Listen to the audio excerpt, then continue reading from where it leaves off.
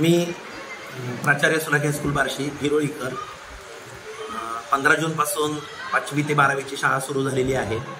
शाळामध्ये अतिशय उत्साहाचं वातावरण आहे. मुलांचं पुष्पगुच्छ वगैरे देऊन स्वागत करण्यात आलेलं आहे. यंदा 5वी ते 8वीची भरपूर प्रवेशांची ओढ आहे आणि चांगले प्रवेश होत आहेत. 10वीचा रिझल्ट छान लागल्याने व 12वीचा रिझल्ट छान लागल्याने विद्यार्थ्यांचा या शाळेकडे मोठा ओढा आहे.